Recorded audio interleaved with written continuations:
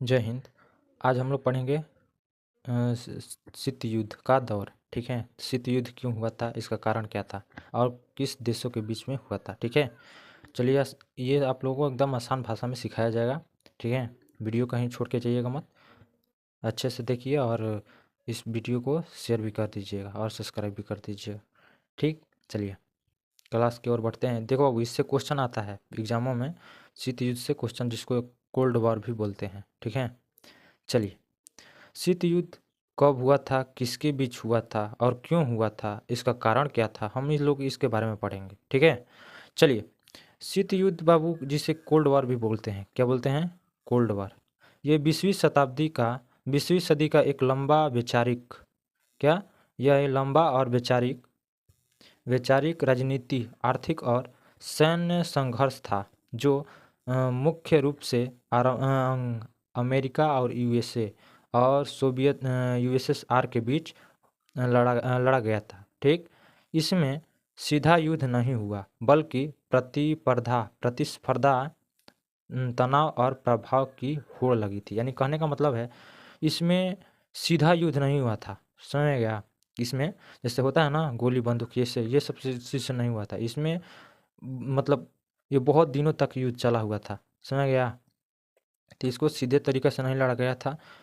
और देखिए इसमें तो बहुत लोग पूछते हैं कि यूएसए का फुल फॉर्म क्या होता है। तो यूएसए का फुल फॉर्म वो कहीं नोट कर लो, यूनियन यूनाइटेड स्टेट अमेरिका। क्या होता है, यूनाइटेड स्टेट अमेरिका होता है। क्या होता है, यूनाइटेड स्टेट अमेरिका। ठीक है, और उसको हिंदी में बोलते हैं संयुक्त राज्य अमेरिका। क्या बोलते हैं उसको, हिंदी में संयुक्त राज्य अमेरिका बोला जाता है। अब चलिए यूएसएसआर का फुल फॉर्म क्या होता है, यूनियन सोवियत सोशलिस्ट रिपब्लिक। क्या होता है, union of union of union of Soviet socialist Republic, समझ आ गया।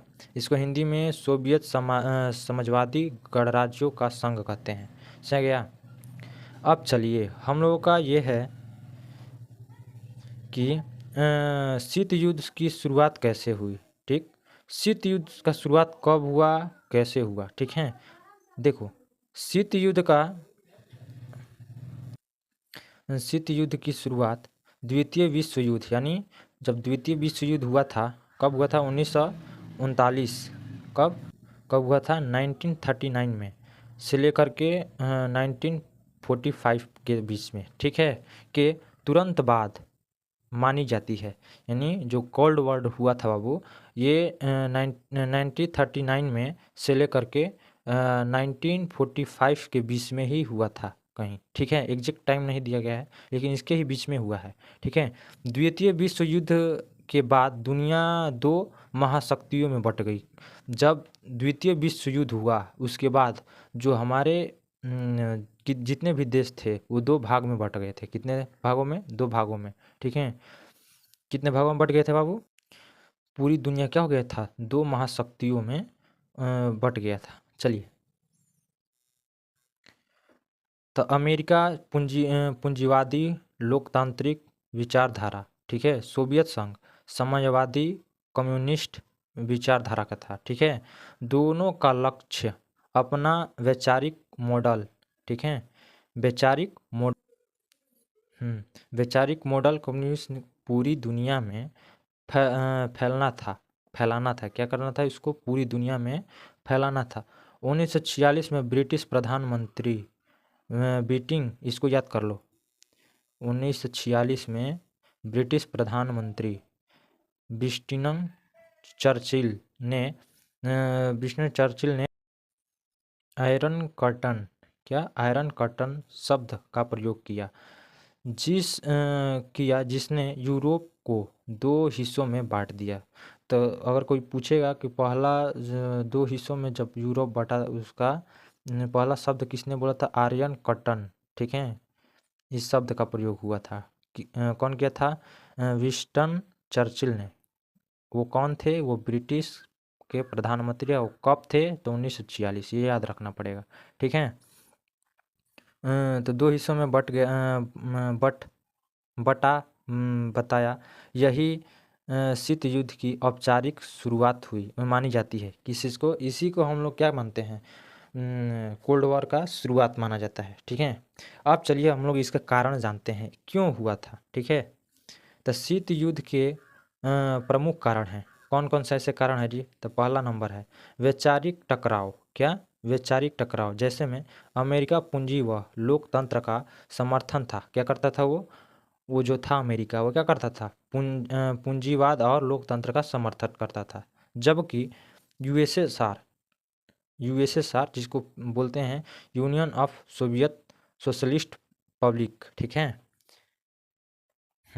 जिसे सोवियत समाजवादी गणराज्य संघ कहते हैं यूएसएसआर को। ठीक है, ये साम्यवाद व एक दलीय तंत्र का, ठीक है, ये मानता था। लेकिन दूसरा फैक्ट यह है कि शक्ति संतुलन, दोनों महाशक्ति दुनिया में अपनी राजनीतिक और सैन्य पकड़ बनाना चाहती थी। दोनों क्या करती थी, क्या कर रही थी? दोनों अपना अपना पूरी दुनिया में अपना अपना सैन्य ताकत और अपना पकड़ बनाना चाहती राजनीति के क्षेत्र में। समझा गया? फिर इसके बाद हो गया 3 नंबर हो गया ना जी? हाँ, चलिए 4 नंबर स्लाइड में हथियारों की दौड़। हथियारों की दौड़ परमाणु बम और मिसाइल तकनीकी को लेकर जबरदस्त प्रतिस्पर्धा। इन दोनों के बीच में मिसाइल और परमाणु बम की मतलब हो गया था। समझा गया? उसके बाद यूरोप का विभिन्न पश्चिमी यूरोप अमेरिका के साथ और पूर्वी यूरोप यूएसएसआर के साथ हो गया। यानी कहने का मतलब पूरी दुनिया दो भागों में, मतलब वो दो भागों में बट गए थे। जो पश्चिमी यूरोप था वो अमेरिका के साथ था, जो पूर्वी यूरोप था यूएसएसआर के साथ हो गया था। समझा गया? तब उसमें से एक अमेरिका ने एक संगठन का निर्माण किया। किस चीज़ का बाबू? ये सबसे इम्पोर्टेंट चीज़ है, ये समझ लो इसको। ठीक है, अमेरिका ने ही किसका एक संगठन तैयार किया जिसका नाम है नेटो। क्या बोला जाता है? नेटो। तो कोई पूछेगा कि नेटो सैन्य संगठन का निर्माण किसने किया था? तो अमेरिका ने किया था। इसमें बाबू कितने देश होते हैं? इसमें 31 होते थे, अब 32 हो चुके हैं। समझा गया? कितने हो गए हैं इसमें? 32। अभी 32 के नाम बताएंगे आप लोगों को, नोट कर लीजिएगा इसको। समझ गया? चलिए, तो इस तो नेटो का, अमेरिका ने बाबू नेटो का स्थापना कब किया था? तो 1949 में। कब किया था? 1949 में, 1949 में। समझ गया? अब चलिए यूएसएसआर ने जब जब जवाब में जवाब में वर्सा पैक्ट यानी 1955 में बनाया। जो यूएसएसआर था वो नेटो बनाया, ये वार्सा पैक्ट बनाया। कब? यूएसएसआर ने पैक्ट बनाया, अमेरिका ने नेटो बनाया। ठीक है, पैक्ट में ये बनाया 1955 में, वो बनाया था 1949 में। समझा गया? तो देखो नेटो का मुख्यालय कहाँ है बाबू? तो नेटो का मुख्यालय गठबंधन का राजनीति व प्रशासनिक केंद्र है। ये है ब्रुसेल्स, बेल्जियम में बुलेवार्ड लियोपोल्स में है ये स्थित। समझ गया? यही है उसका मुख्य गठबंधन का जो असली प्रशासनिक केंद्र है, यहाँ पे है। कहाँ पे? ब्रुसेल्स, बेल्जियम में बोल्डेन लियोपोल्ड में। समझ गया? स्थित है। ठीक, अब चलिए ये तो हो गया है। सॉरी, ये दो दो बार लिख दिए हैं। देखो ये दो दो बार है, इसको काट दीजिएगा। ये दो दो बार आ गया। ठीक, अब चलिए नेटो में अभी वर्तमान 32 देश शामिल है। अभी नेटो में कितने देश शामिल है बाबू? 32 देश है। कितने हैं? 32। पहले 31 थे, अब 32 हैं। समझ गया? अब चलिए, अब नेटो में कौन कौन से देश शामिल है बाबू, उसके बारे में हम लोग जानेंगे। ठीक, चलिए, नेटो का फुल फॉर्म होता है नॉर्थ अटलांटिक ट्रेडी ऑर्गेनाइजेशन। समझ गया? इसको हमेशा याद रखिएगा कि नेटो का फुल फॉर्म क्या होता है। इसको हिंदी में उत्तरी अटलांटिक संधि संगठन भी बोला जाता है। इसमें 32 देश शामिल है, ये बहुत इम्पोर्टेंट है। समझ गया? चलिए, तो देखो इसमें कौन कौन से देश शामिल है बाबू? अल्बानिया है, बेल्जियम है, बुल्गारिया है, कनाडा है, क्रोएशिया, चेक गणराज्य, डेनमार्क के बाद है एस्टोनिया है, फिनलैंड, फ्रांस है, जर्मनी है, ग्रीस है, हंगरी है, आइसलैंड है, इटली है, लातविया एक है, लुथियानिया, उसके बाद है एक है लक्समबर्ग, उसके बाद है मोटेनेगोर है, नीदरलैंड है, उत्तरी मेडेसोनिया है, उसके बाद नॉर्वे है, पोलैंड है, पुर्तगाल है, रोमानिया है, स्लोवाकिया है, स्लोवेनिया है, स्पेन है, स्वीडन है, तुर्की है, यूनाइटेड किंगडम है, उसके बाद संयुक्त राज्य अमेरिका है। इतने ये सब 32 देश शामिल है। ठीक है, जब 32 देश, जिस देश पर एकदम 32 के दांत है, एक हमेशा किसी न किसी से हमेशा जुड़ायल रहते हैं। अगर इन लोगों में एक संगठन है, अगर कोई भी देश इन लोगों पर किसी भी देश पर आक्रमण करता है तो एक साथ ही करता है, समझा गया। अगर मान के चलो पोलैंड पर किसी ने हमला किया तो ये 32 मिल करके उस देश को बड़ी मार मारते हैं, समझा गया। तो उसी में अगले प्रधानमंत्री जो G20 का मीटिंग बैठा था, तो जो बाइडन आया था, बोल रहा था प्रधानमंत्री नरेंद्र मोदी से कि आप भी नेटो को ज्वाइन कर लीजिए। तो नरेंद्र मोदी, नहीं, हम लोग वासुदेव कुटुंबकम हैं, हम लोग किसी से झगड़ा नहीं करते, हम लोग रहने दीजिए। ठीक है, तो वो ये अच्छा किए नरेंद्र मोदी जी। ये 32 न किसी से हमेशा जुड़ाई ही रहते हैं, तो किसके मदद करते चलें। ठीक है, लेकिन मोदी जी है। ठीक है, हम लोग उनको इतना समझदारी है कि किसके साथ रहना है, किसके साथ नहीं रहना। ठीक है, वो 32 देश है, 32 देश किसी न किसी से हमेशा जुड़ाई ही रहता है वो लोग, समझ गया। तो यही है नेटो का 32 देश, समझ गया। चलिए अगला देखते हैं। तो इसको बाबू इम्पोर्टेंट है, इसको याद कर लीजिएगा आप लोग। अगला है तृतीय विश्व देशों पर प्रभाव। एशिया, अफ्रीका और लैटिन अमेरिका में देशों को अपने खेमे में शामिल कर लिया। इन देशों को अमेरिका जो था अपने में क्या कर लिया, शामिल कर लिया, समझ गया। तो उसी में तो बोल रहा था, नरेंद्र मोदी से बोल रहा था जो बाइडन कि आप भी इसमें शामिल हो जाइए। नरेंद्र मोदी बोले कि नहीं नहीं, ठीक है, हम लोग वसुधैव कुटुंबकम है, ये पूरा दुनिया हम लोग क्या है, परिवार है। ठीक है, चलो शीत युद्ध की प्रमुख घटनाएं बाबू, ये भी हम लोग को एग्जाम में आता है, इसमें से इसको आप लोग नोट में कर लीजिएगा कि शीत युद्ध की कोल्ड वॉर की प्रमुख घटनाएं क्या थी, इंपॉर्टेंट घटनाएं, समझ गया। तो देखो पहला इसमें, ठीक है, तो बर्लिन नाकाबंदी। बर्लिन नाकाबंदी कब हुआ था, 1948 से 1949 के बीच में, समझ गया, इसी में हुआ था। ठीक, मतलब यहाँ से यहाँ तक। कोरिया युद्ध कब हुआ था बाबू, 1950 से 1953 के बीच, समझ गया। क्यूबा मिसाइल संकट, क्यूबा मिसाइल संकट यानी 1962 परमाणु युद्ध की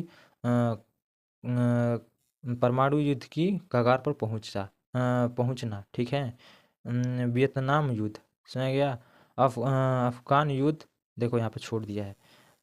देखो अफगान युद्ध कब हुआ था बाबू, तो ये हुआ था 1979 से लेकर के 1989 तक ये युद्ध हुआ था, अफगान युद्ध। ये सोवियत संघ बनाम अमेरिका समर्थित मुजाहिदीन अंतरिक्ष दौर में, मुजाहिदीन तो पढ़ा, यहाँ तक तो हो गया है। देखो ठीक, ये देखो मुजाहिदीन वाला सबसे इम्पोर्टेंट है, समझ गया। तो अंतरिक्ष दौर किसके, इसका मिशन क्या था जी, तो स्पुतनिक बनाम अपोलो मिशन। ठीक है, ये मिशन का नाम हमेशा याद रखिएगा, अंतरिक्ष दौर का। हथियारों की होड़, परमाणु और हाइड्रोजन। चलिए बाबू, परमाणु और हाइड्रोजन बम के बारे में हम लोग जानते हैं। ठीक है, हाइड्रोजन बम क्या होता है, परमाणु बम। ठीक, चलिए, हाँ, हाइड्रोजन बम क्या है। हाइड्रोजन बम एक परमाणु हथियार यानी न्यूक्लियर वेपन है। क्या है, न्यूक्लियर वेपन, जो सामान्य एटम बम से कहीं अधिक शक्तिशाली होता है। जैसे परमाणु बम है ना, इससे सबसे ज़्यादा शक्तिशाली कौन होता है, हाइड्रोजन बम। किसके पास है अभी है फ्रांस, रूस, अमेरिका, चीन और एक है जी फ्रांस के पास हो गया, हाँ ब्रिटेन के आसपास हैं, इन लोगों के पास है, 5-6 देश के पास अभी है। ठीक, अभी भारत के पास अभी नहीं बन रहा है, अभी वर्तमान में बोल रहे हैं। चलिए इसे कहा जी, हाँ जो हाइड्रोजन बम होता है बाबू वो परमाणु बम से बहुत ताकतवर होता है, समझ गया। इसे इसको क्या कहा जाता है, इसको थर्मोन्यूक्लियर बम भी कहा जाता है। किसको, हाइड्रोजन बम को। यह हाइड्रोजन के हल्के परमाणुओं को जैसे इडोरिटियम और ट्रिटियम को मिला करके क्या फंक्शन करा करके बनाया जाता है, यानी दोनों को मिला करके ही बनाया जाता है हाइड्रोजन बम, समझ गया। देखो ये काम कैसे करता है, इसका काम भी जान लेते हैं कैसे ही काम करता है। यह कैसे काम करता है, यह एटम बम फिशन, जो जो एटम बम फिशन होता है इसमें यूरेनियम या प्लूटोनियम के भारी परमाणुओं को तोड़ा जाता है। क्या किया जाता है, इसमें जो यूरेनियम या प्लूटोनियम के भीतर को भर दिया जाता है और इसको तोड़ा जाता है, परमाणुओं को क्या कर दिया जाता है, इसको तोड़ा जाता है, समझ गया। यह तोड़ा जाता है, 7 नंबर था ना, हाँ 7 नंबर हो गया। तो देखो जो पहला परमाणु बम गिराया था कहाँ बाबू, हिरोशिमा और नागासाकी। ठीक है, कब गिराया गया था ये भी याद रखो, ये 10th क्लास में है। ठीक है, 10th क्लास के हिंदी के बुक में दिया रहता है, इसके पढ़ने को मिलेगा। ठीक है, नहीं संस्कृत के बुक में है ये, नागासाकी वाला, हिरोशिमा नागासाकी, ये इंपॉर्टेंट है 10th क्लास के बच्चों के लिए। अब कब हुआ था बाबू, ये कब गिराया, किसने गिराया था, अमेरिका ने गिराया था। किस पर, नागासाकी में। ठीक है, हिरोशिमा नागासाकी। ठीक, तो कब, 1945 में यह प्रयोग हुआ था, समझ गया। हाइड्रोजन बम फ्यूजन, क्या हाइड्रोजन बम फ्यूजन जो होता है, हाइड्रोजन बम के हल्के परमाणु ट्रिमन, ये तो बताइए कि है नहीं, सुन हाइड्रोजन बम का ये है इसमें हाइड्रोजन के हल्के परमाणु ड्यूटेरियम प्लस ट्रिटियम मिलाकर के हीलियम बनाते हैं। क्या करते हैं, ये दोनों मिलकर के क्या बनाते हैं, हीलियम बनाते हैं।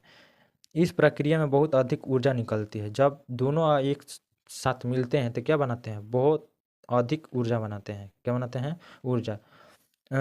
फ्यूजन शुरू करने के लिए पहले एक एटम बम का धमाका किया जाता है ताकि आवश्यक तापमान और दाब मिले। क्या होता है, आवश्यक तापमान और दाब मिले। ठीक है, देखो इसकी शक्तियों के बारे में, यानी इसके पावर के बारे में हम लोग जानते हैं।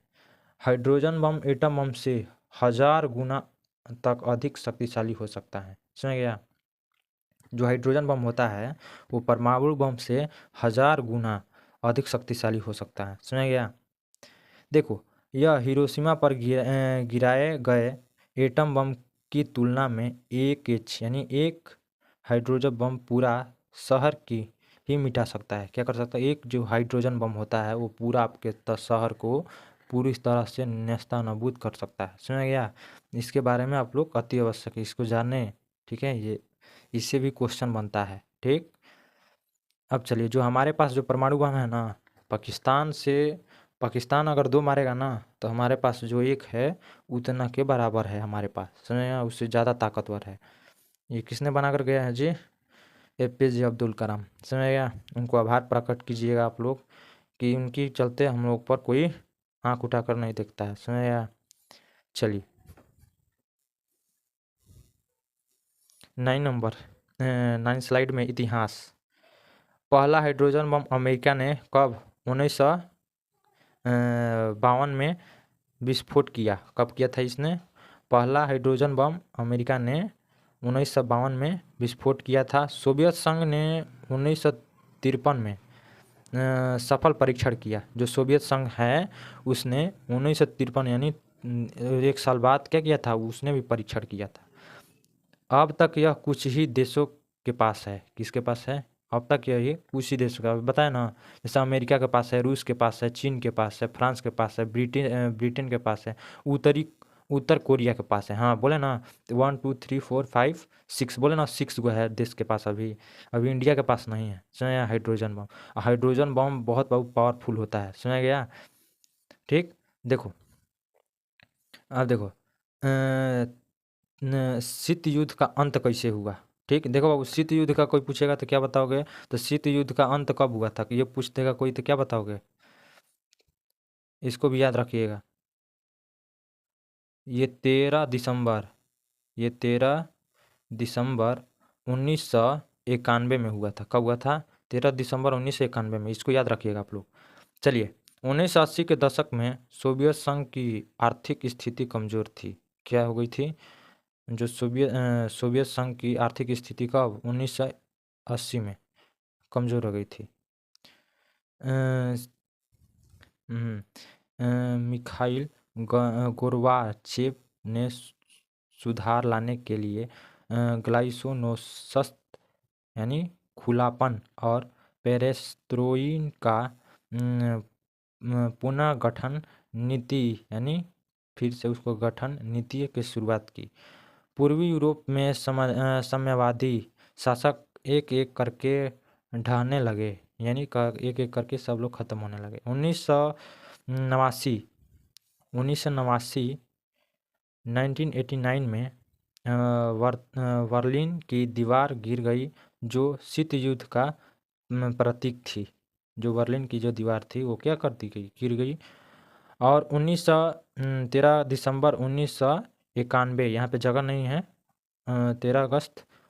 13 दिसंबर 1991 से सोवियत संघ का विघटन हुआ और अमेरिका जो है 1991 में एक बड़ा महाशक्ति के रूप में उभरा। मतलब महाशक्ति के, अभी अमेरिकी ना है सुपर पावर अमेरिका, उसके पावर समझ में गया। तो वही लोग अभी चाह रहे हैं, रूस और चाइना और इंडिया, दोनों तीनों देश मिल करके वो चाह रहे हैं कि अमेरिका से उस शक्ति को छीन करके एशिया में लाया जाए, समझ में गया। चलिए ठीक है, हम लोग और अगला है, इसका निष्कर्ष यह निकलता है बाबू कि शीत युद्ध की शुरुआत द्वितीय विश्व युद्ध के बाद विचारधाराओं की टकरार से हुई थी। इसका अगर कोई पूछेगा शीत युद्ध के क्यों हुआ था बाबू, तो शीत युद्ध की शुरुआत द्वितीय विश्व युद्ध के बाद हुआ था। यह विचारधाराओं के टकराव से हुआ था। यह लगभग 45 साल मतलब कहने का मतलब है 1945 से लेकर के 1991 तक चला था, यानी 45 वर्ष ये युद्ध लड़ा गया था, समझ गया। और इसका अंत सोवियत संघ के पतन के साथ हुआ था। जब सोवियत संघ का पतन हुआ तब अमेरिका ने नया शक्ति के रूप में उभरा। इससे क्वेश्चन आता है बाबू, ठीक है। तो हम लोग मिलेंगे अगले वीडियो में, तब तक के लिए जय हिंद, ठीक है।